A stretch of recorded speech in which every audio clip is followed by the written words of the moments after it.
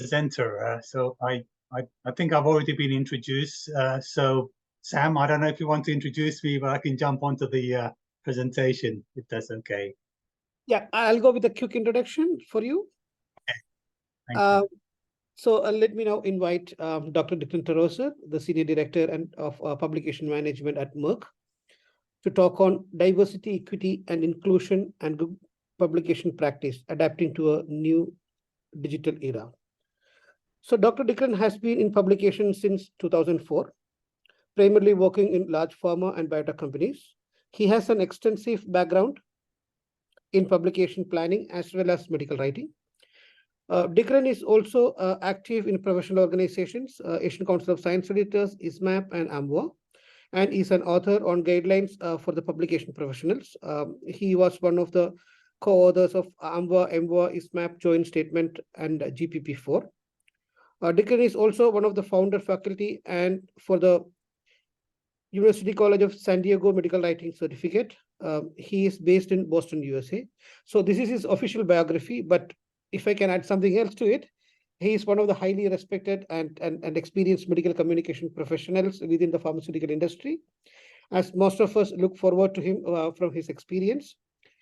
May I now request Dr. Dikran to begin the presentation? Great, thank you so much, Sam. Are you able to see my screen? Yes. Great, thank you very much. I just wanted to thank ACSE and Sam and the rest of the team here. It's always a magical experience to be able to communicate with so many people across the world. So what I'll do is jump into my presentation here. So there are a number of elements that I've tried to incorporate here, and most of them are spelled out in the title. So what I'll be doing is speaking a little bit about DE&I, diversity, equity, and inclusion, which is a pivotal element in publications now, and a focus for big pharma as a whole. I'll just touch a little bit on good publication practice, and the lead author to that, Lisa Dottora, gave a brief introduction, and we've got a network of information that's forming around GPP, so you can touch base offline with the details. And I am also going to touch a little bit on adapting to the digital era. You know, the digital era has been with us for a long time, but now it is going exponential. So I'm going to touch base regarding what that means for us. Just a quick disclaimer, mainly because we have a lot of lawyers in big pharma, so I have to say everything that I say here is my own experience, my own opinions, and not necessarily those of my present or past employers. So that's a standard disclaimer. So what I'll touch on in this talk is GPP 2022 is the fourth iteration of good publication practice. And it's quite comprehensive. We have the actual manuscript and a bunch of very detailed information that is in the supplementary material that is very, very useful. So I recommend you to jump onto the journal website, and it's free to access. You just make free to make an account, and you can download all of it. I'll touch on some new items in there. Because it's so comprehensive, I will only touch on the three that I've mentioned here. I will also touch on a number of changing trends. They've always been changing, but they're changing with a higher speed. That's the Asia Pacific region, which is hyperactive. It's always been active. It's hyperactive now. It's demographics and what we've come to learn more and more in the post-pandemic publication landscape. Thankfully, I can call it post. So I'm going to talk a little bit about that and a little bit about the digital era, and conclude with some future state, some crystal ball gazing, if you like, if I can call it that. So GPP2, so the materials that I've mentioned, where are they? How can I get hold of them? Are they static? So the answer to those are relatively easy. There are summaries that are appearing in a network. It's almost like the Apple app network. It's there, you can plug into it. In most cases, it's free. ACSE does an incredible job in putting talks like this onto YouTube, so you can plug into a lot of information. From the first iteration of GPP, which was 5.5 pages, 5.5 pages, to the current version, 32 pages. It's comprehensive to the extent even that some people have told me it's too much to read. But the answer to that is it's modular. So jump into it in the section that interests you. You don't have to read all 32 pages in a single sitting. The ISMAP web portal, ISMAP is my second favorite, most favorite organization after obviously ACSE.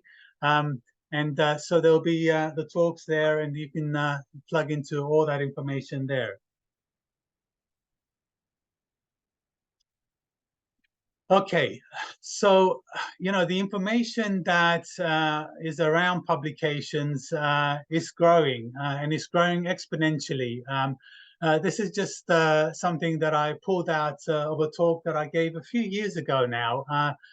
And the information increase was exponential then, and it's exponential now. And that on the right-hand top corner is not real data, but basically that's the pattern. And that's the pattern even steeper for the Asia-Pac region. So everybody knows that. Everybody that's interested in publication is setting up offices in Dubai, in various places in the Asia-Pac region. There's a reason for that. The region is unique. It's rapidly evolving. It's hyper competitive. It's got its own nuances. The learned talks that I've heard here have reiterated that to me. So I've learned a lot in this particular Congress, that it's got its special, unique characteristics. It's also very, very diverse in terms of language, culture. So all of these items, we are busily putting together SOPs, even in my company, of how to work with that, because it goes deeper than just language. It's multifaceted, and it's very complex. So what we did in GPP 2022 is look at aspects that could help us deal with this complexity. PLSs, plain language summaries, are one aspect. PLSs used to be thought as something that could be directed to the non-technical audience, but actually they go a little bit deeper than that, because busy healthcare practitioners that only want to read a brief summary find them useful. Healthcare providers that have English as a second language or a third language even, they find them useful to plug into. So they have been really endorsed deeply by GPP 2022, as they have with the previous iteration. Inclusivity and diversity as part of the publication process, as well as the research process. Many companies are now really having a diversity plan to feed into their studies. So it's not just in the publication, but it's throughout the study development and then eventual publication process that DE&I has to be considered. And I'll let you read the rest of that stuff there. But it's all very important, and it's rapidly changing. So if you notice on this slide, which was made by one of my colleagues on the GPP committee, on the bottom right-hand corner has the word minority. So even the language in publication is changing. So minority meaning minor is not necessarily a positive term. So we are really changing the language and swapping out words like minority to terms like underrepresented. The rate of change is such that even this slide is out of date. So I made this slide for ISMAP only a few months ago. So there's some more information regarding DE&I. The feedback from the community, GPP 2022 is pretty much owned by the publication professional community, and we had a lot of feedback from all over the world, including the Asia Pac region, and almost universally, DE&I is a really positive thing that should be included in publications. Publications in terms of diversity in authorship. So you don't get to be an author and be just a single group. So there's got to be more thought to that. Diversity in terms of the patients that are coming into the studies and clinical trials. It can't be an unrepresentative group. It's got to be representative of the patient population. And a lot of this stuff that I have here is summarized in a poster there that we did as part of the committee work that is in ISMAP. Let me know if you can't get hold of it. I can provide details.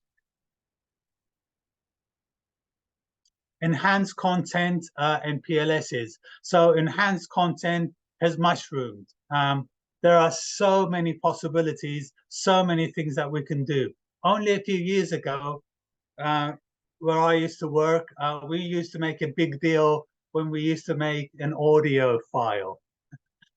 Now it's all news. You know, we need to forget about the days where we just have black and white text. I'm old enough where my PhD supervisor didn't even used to like color in publications, right? So we are in a different world now. So all that stuff is endorsed, but around an ethical framework. All of it has to relate back to the original study and conclusions. There should be no subject matter drift as these items are produced. So as one makes the podcast and makes the audio files and the video text, we can't have Steven Spielberg fashion productions that are leaving behind the safety findings, all of the items that need to be part of the ethical framework that put together the primary publication. So that's very important.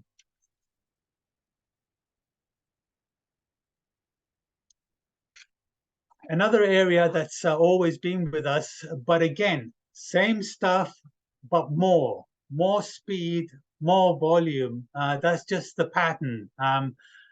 To my mind, I'm old enough to have gone through the AI revolution, where it was me as a medical writer, not just typing up the references, but having AI to help me catalog them in, you know, that was AI. Now we have them in various different formats. What that means is everything is faster. The references take a press of a button, they're done. Just as long as there's a human to sense check them. And we also have multiple entry points.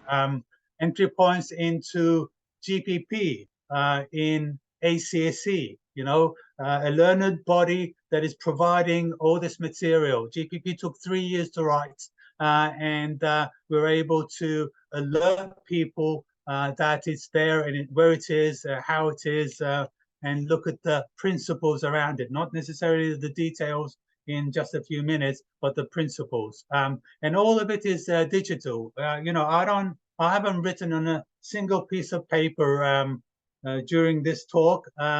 And that's been the COVID experience, right? If you had CRS forms on paper, you were stuck. So all of it is becoming paperless. And that's making a difference to the speed. The speed also means there are challenges, and we put that out in a publication dilemma article, which was between AMWA, EMWA, and ISMAP in a joint position statement. The faster you go, the more likely, unfortunately, you're likely to have an accident. You just need to look at the interstate or the high-speed motorways, autobahn, to know what happens if you go too fast, right? The quality could drop, publication bias could be there, and inequality could really be built into the system. However, AI is hugely powerful. It's not going to replace humans, but it is potentially going to replace the sweat work, right? Sweat work, which sometimes is 95%. You know, we're not inspired 100% of the time. If we were, we would be completely exhausted. So the AI is going to replace that and potentially make things even faster. Speed, the demand for speed and quality is never going to go away. So hopefully they can help us. All right. So the new normal is going to be risk reduction following the guidelines that have been outlined here, GPP 2022, and all the learned advice from Sam, from Martin, and from all the other speakers have to be put together and applied. And the Equator Network has a bunch of guidelines to follow. Education in this kind of format, in ACSE and ISMAP, condenses a whole slew of information. So we need to tap in to this kind of forum so that we kind of get oriented to exactly where the information is. Digital adaptation and awareness is a must. You know, AI is not going to go away, and we need to incorporate it into our work streams so that we can use it in the appropriate manner. So conclusions and future state, increased access to publication. Everything is networked. We can network from one database to the other, from one study to the other, from one journal to the other. So we need to really be aware of that access. Incorporating DE&I concepts from start to finish, from study initiation to finish. Study initiation, protocol writing by the medical writing team that's not in publications, but it's in the regulatory space. We need to be aware of DE&I, aware of the changing global demographic. It affects me day to day. I have to know how to run kickoff meetings for journal, for articles, when I'm mixing, when I'm interacting with colleagues from China, India. So we need to be aware of that. Speed, unfortunately, the demand for that is not going to go away. AI use is here to stay. You know, I have people in my team who say, well, I like, you know, cataloging the references. It's a relaxing thing. Unfortunately, we're not going to have that luxury. We're just going to have to press the button and actually check it a little bit so for quality when needed afterwards. So just in a nutshell, it's unprecedented times. You know, I joke with my wife with ChatGPT. I now have someone who has to listen to me and respond back. So it has no choice. And I think it's going to be learning exponentially, and it's going to get better. And that 95%, the grunt work, the sweat work, is going to be, you know, whether we like it or not, taken up by that technology. The rest of the stuff that that requires accountability, the authorship, that cannot be taken up, as we're being told, because it's unethical for non-human entities to take that up. So I think that's the end of my talk. I just want to thank the GPP 2022 authoring team, and also thank ACSE for this opportunity to present this talk. So Sam, over to you. Well, thank you, Dr.